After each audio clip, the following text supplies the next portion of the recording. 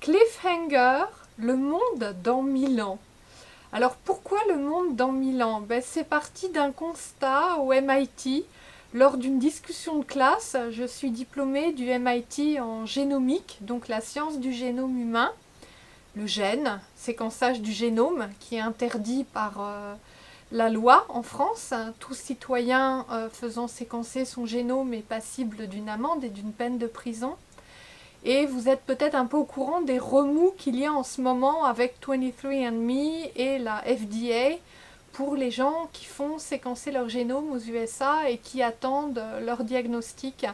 Et donc on discute de tout ça puisqu'on est des scientifiques d'une science du moment où tout se fait quasiment en temps réel, où chaque mois il y a une innovation, où tous les 3 mois on change de méthode pour lire le génome, séquencer, chercher des maladies, chercher des profils, des profils des génotypes. Et donc tout ça est passionnant et on se dit souvent que le citoyen n'a pas idée de tout ça. Alors on parlait science-fiction tout bêtement avec les profs au MIT. Alors il y a une concentration de prix Nobel au mètre carré qui est tout à fait impressionnante là-bas et des étudiants très haut profil.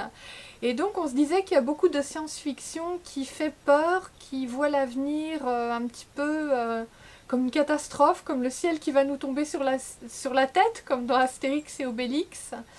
Et nous, on est plutôt des fans d'Avatar. On se dit, nous, on est des gens avertis. On a compris que le challenge du monde, c'est de s'organiser.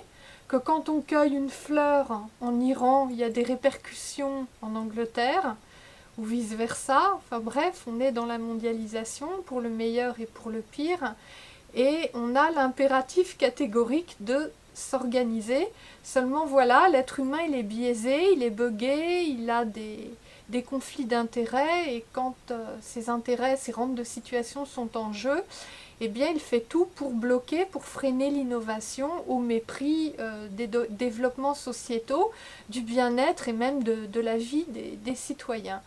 Et donc nous, on voit passer tout ce qui est innovation et on se demandait comment présenter tout ça à la société sous un jour un peu ludique, qui fasse un petit peu envie, mais qui pose certains problèmes qui dérangent, qui fasse réfléchir, qui un petit peu parfois les doigts dans la prise, pas forcément agréable, mais sur des thèmes vraiment qui nous travaillent au corps, nous en tant que scientifiques, sur les cas qu'on voit et sur ce qu'on voit se profiler. Et donc j'ai eu recours non pas à mon prestigieux professeur du MIT pour écrire ceci, à vrai dire je suis scénariste mais sur d'autres sujets avec des scientifiques. Et là je me suis dit c'est un livre grand public, on va faire très court, on va faire des micro-essais où on va mettre au cœur de chacun des situations, des thèmes du quotidien. Vous êtes maman, vous élevez des enfants, vous vous posez des questions sur l'éducation, comment ça sera? Et qu'est-ce que ça peut bien nous faire? Comment sera le monde dans 1000 ans? Justement, c'est avant tout à cette question qu'on tente de répondre dans ce petit fascicule, parce que très franchement, on a certainement tort.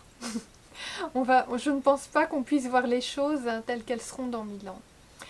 Et donc, on est parti d'un concours lancé par Intel, Bernard Werber, cet été, Intel Pentium, les ordinateurs. Imaginez le monde dans 1000 ans. Et on s'est dit, on va faire un exercice, c'est très contrôlé parce que j'ai un peu discuté de ça au MIT, mais je l'ai exécuté avec une co-scénariste très humaine qui a vécu au Bangladesh, qui a vécu en Inde, qui a vécu donc des situations extrêmes, de l'humain, de l'humanitaire extrême, et qui, elle, n'est pas trop atteinte, comme moi, par le gène de la mégalomanie qui est très présent en Californie, où il y a beaucoup de choses qui se passent en génomique en ce moment, et des choses absolument passionnantes. On voit le futur se dessiner là-bas, et donc j'ai voulu vous apporter un petit peu ces choses-là. J'ai voulu les apporter sur le sol français parce qu'à mon avis, c'est des thèmes qui dérangent beaucoup. On en parle au MIT. On est très soucieux de certaines choses. Nous, les spécialistes, les pros du gène, On se demande un petit peu, mais les gens, quand ils vont être au courant, qu'est-ce que ça va donner, qu'est-ce qu'ils voudraient? La société sera forcément divisée, donc les scientifiques doivent prendre position. Les choses avancent à une vitesse incroyable, et ne serait-ce que cette vitesse, ça pose déjà des sacrées questions. Et donc, on s'est dit, il faut donner envie aux gens, il faut donner faim et non pas peur. Les machines sont devenues folles, la bataille de l'humain contre les machines. Mais attendez, alors qu'il est, les expériences qu'on fait à IBM, Watson, le logiciel qui diagnostique les cancers mieux que certains oncologues, de réputation mondiale pourtant, les oncologues, pas les machines, eh bien on se dit, mais comment les machines vont voir les gens? Les machines vont se dire, l'être humain est buggé, il est drivé par son propre intérêt. Et si les machines valaient mieux que l'humain, etc., etc. Et on est parti sur des constatations de pourquoi ne pas amplifier. On amplifie bien un gène. Quand on est scientifique, qu'on travaille sur le gène, on l'amplifie, on fait du PCR et on amplifie notre gène. Et hop, on a plein de copies et puis on étudie plein de trucs.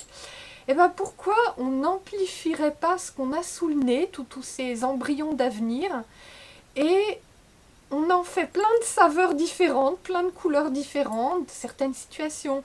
L'éducation, bienvenue à Gata School. Comment ça va être l'école dans 1000 ans? Et si les prix Nobel du futur étaient non pas des vieillards chenus et respectables, tous blancs et tous américains, mais des jeunes, des très jeunes, des tout jeunes, pourquoi pas des gens de 4 ans, 5 ans? Et à quel âge saura-t-on coder dans l'avenir? C'est-à-dire programmer à l'ordinateur. Et ceux qui ne sauront pas coder à l'avenir, est-ce qu'ils vont être analphabètes? Etc. Vous voyez tout ce genre de questions qui fait le pain quotidien des scientifiques. Et nous, on est sur l'avant-scène de l'innovation en Californie et au MIT. Et on se dit, il est de notre devoir de montrer un peu les choses aux gens, et non pas pour leur faire peur, mais plutôt pour leur donner faim. Peut-être qu'après ils auront peur, mais peut-être qu'ils devraient avoir peur de certaines choses, et peut-être qu'ils devraient être alertés sur le fait que certaines innovations sont bloquées, mais devraient se faire. Par exemple, bon, moi je suis française, interdiction donc par le gouvernement français, l'agence de la biomédecine, que je fasse séquencer mon gène, mon génome. Comme je suis diplômée du MIT en génomique et que je vis pas en France du tout, je vais pas me gêner pour faire séquencer mon génome, ni même travailler dessus, ni même si je veux aller disrupter quelques introns, quelques exons, changer un petit truc. Ah bah tiens là, le gène, là je vais le rendre knockout, KO, parce que comme ça j'aurai moins de cholestérol, etc. Ah bah tiens justement, le journal Nature me dit que c'est en prévalidation et que ça va faire le prochain blockbuster. Nous, on le voit arriver l'avenir. L'avenir, il est dans les tuyaux, mais vous n'êtes pas au courant.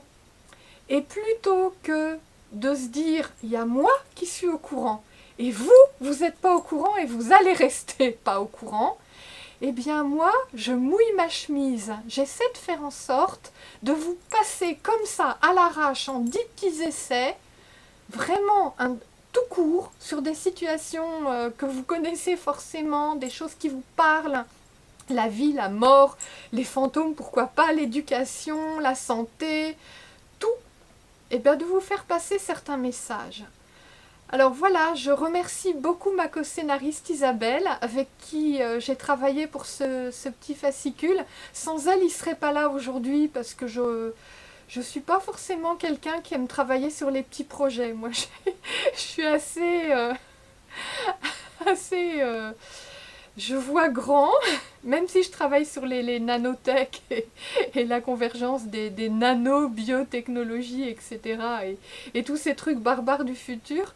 J'aime bien ce qui est en grand, en très grand.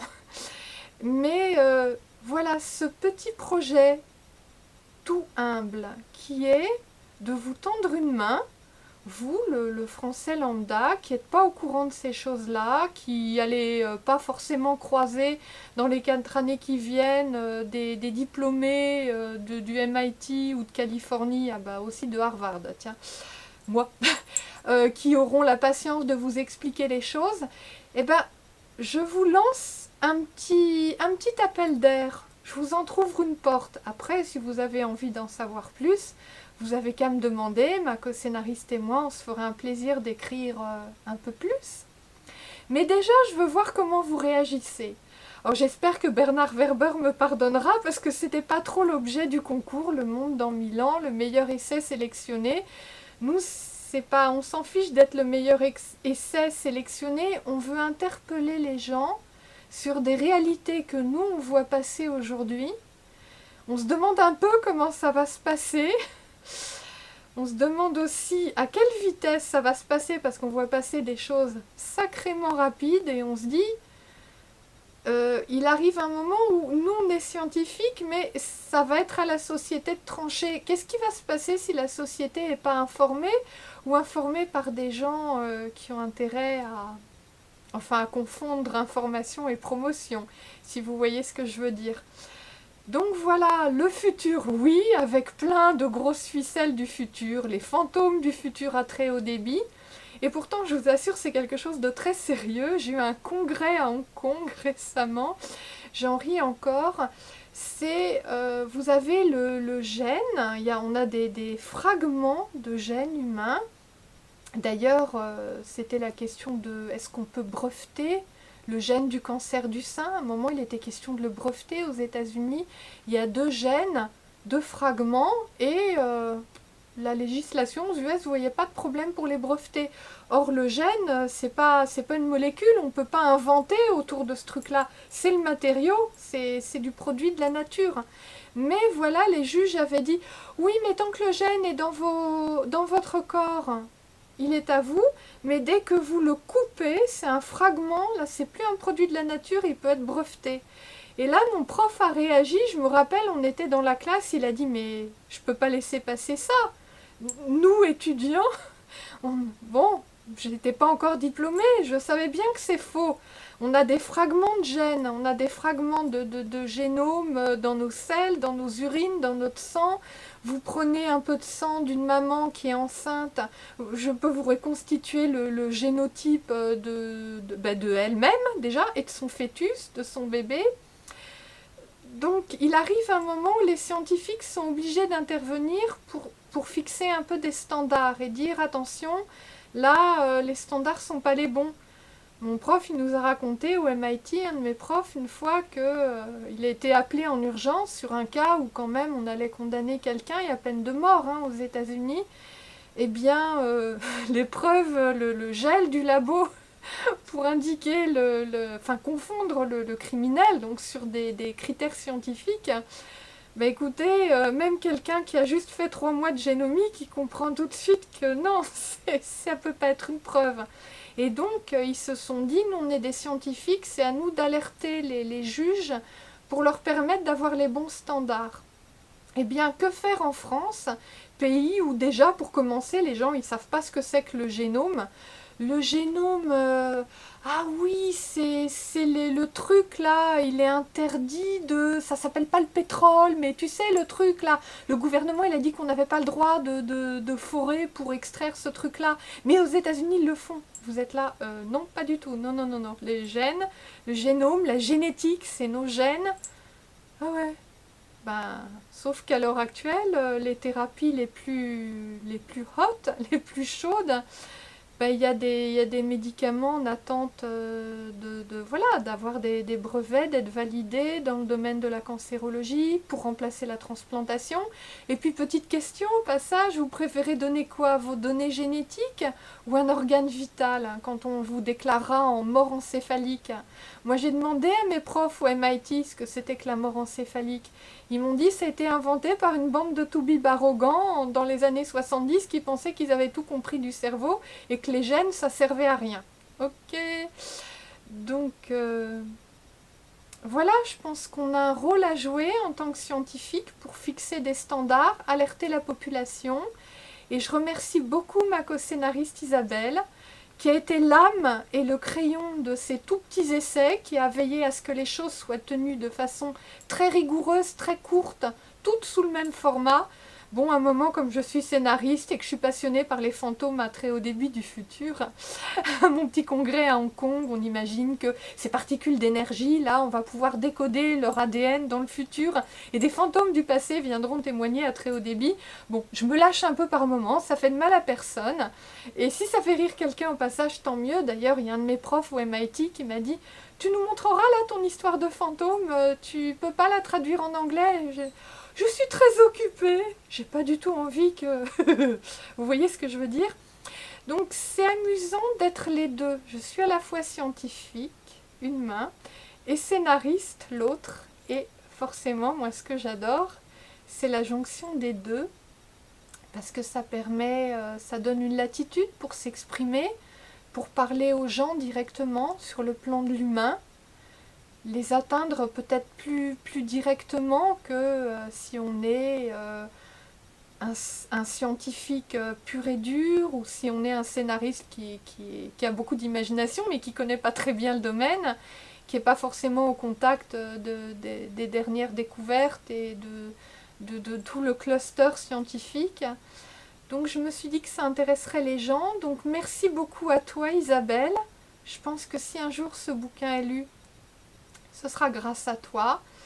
Et ce petit bouquin, bah voilà, je voulais le dédier à Jean-Michel Billot, que vous connaissez peut-être, qui tient le Billot Show, donc la France 2.0, c'est les étiquettes de Jean-Michel. Donc la France à très haut débit, avec la fibre optique, le très haut débit. Et donc toute l'économie du numérique, hein. Jean-Michel Billot se dit anthropologue, anthropologue avec l'arrobase, le petit email, le A à la place de l'anthropologie, du A de anthropologue. Et Jean-Michel est quelqu'un qui m'a beaucoup sensibilisée à ces thèmes-là au début. Moi, au départ, j'étais prof d'allemand et puis j'ai travaillé dans le médical, dans la chirurgie robotique assistée par ordinateur. Dans les années 2000, ça émergeait tout juste en Californie. Donc on était dans le disruptif, mais très très cher. Et donc avec des difficultés pour vendre ces appareils très chers, notamment en Europe. Et ça m'a mis déjà en contact avec le monde du futur, le monde du passé, les conflits d'intérêts, les intérêts des actionnaires, les intérêts des empereurs, les intérêts des barbares. Et ma foi, Jean-Michel Billot et moi, on a fait une constatation, c'est que le patient, il n'est pas au centre du système de santé. Alors en Californie, il y a une formule qui court, je ne sais plus qui l'a dit la première, je l'ai tweeté un moment, c'était repris. Je ne pense pas que ce soit moi, ça devait me trotter dans la tête et je l'ai repris. Notre système de santé est centré sur les brevets. En anglais, ça se dit patent et non pas patient. Patient. Donc vous voyez un peu les jeux de mots qu'on peut faire par rapport à ces brevets de volonté de breveter le gène. Et je peux vous dire que mon prof du MIT n'aurait pas été mouiller sa chemise pour expliquer aux juges que voilà, il y a les introns, les exons, le mature RNA, le DNA, le RNA, avec le uracil dans le RNA, donc ce n'est pas du DNA. Et il nous racontait, et c'était amusant, c'était un grand moment de voir les juges devenir des pros, des pros du génome. Ben, il n'aurait pas mouillé sa chemise pour relever un peu les standards. Que feraient les patientes aujourd'hui atteintes de cancer du sein ou avec une susceptibilité de cancer de sein, puisque ces gènes seraient brevetés? Puis vous savez, ils avaient prévu large, hein, tout le profil de ce gène, toutes les petites séquences comme ça, elles étaient brevetées, protégées, et puis bah, c'est des séquences qui se répètent de toute façon partout dans le génome, donc bon courage. Ben, du coup, à moins de débourser 3 000 € à chaque examen, et puis surtout, vous n'auriez pas eu le droit à un deuxième avis, évidemment, parce que qui dit brevet dit exclusivité. Donc, oui, en génomique, je pense que les scientifiques ont une conscience aiguë de leur rôle à jouer dans la société. Alors certains le font par le biais de leur métier de professeur ou de témoin auprès des tribunaux aux États-Unis. Moi je suis scénariste entre autres et donc j'aime bien le faire à travers le biais de l'écriture. Et j'aimerais bien voir comment vous, les Français, parce que moi je me considère plus comme française, j'ai quitté le pays à un bon moment, je suis déjà trop atteinte par le gène du futur en Californie pour être française. J'aimerais bien savoir comment vous allez réagir à tout ça. Voilà, bonne lecture, merci Isabelle, merci Jean-Michel Billot de m'avoir sensibilisée à toutes ces choses-là.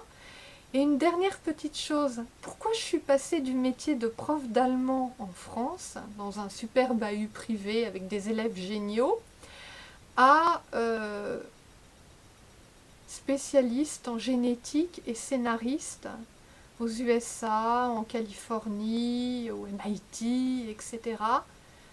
Et ben, c'était une petite rencontre avec Steve Jobs. Steve Jobs en fin de vie, qui avait vu que la greffe allait pas le sauver, c'était même un doux euphémisme, et qui m'avait dit, si tu veux faire quelque chose d'utile dans le médical, travaille en génomique. C'est la révolution du futur. C'est pas mes tablettes, la révolution du futur, c'est la biologie et l'informatique.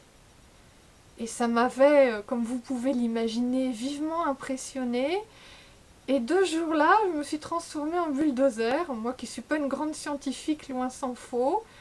Ben, je me suis dit, tu vas faire un bon score aux examens du MIT et tu vas travailler là-dedans et ça va te passionner. Et c'est ce qui arrive. Donc, merci Isabelle, merci Jean-Michel Billot, merci Steve Jobs, modestement. Et bonne lecture à tout le monde. Et n'hésitez pas à laisser des commentaires sur Amazon. Tout ce que vous voulez. Il n'y a pas de censure qui tienne. J'accepte tout.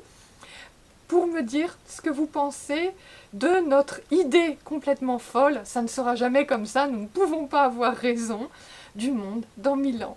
Merci pour votre attention. Au revoir.